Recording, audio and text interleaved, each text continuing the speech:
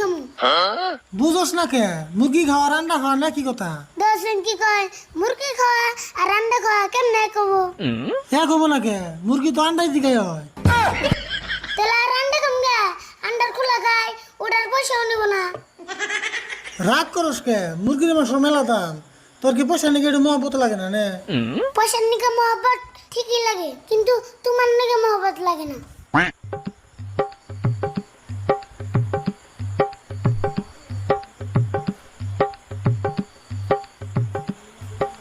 মাছ মাংস কোনটা খাবেন? মাছ মাংস কোনটার দাম বল কত মুরগি খাইলে 200, মাছ খাইলে 150 আর আন্ডা খাইলে 30 টাকা। আরে ভুল আন্ডাই খাই নে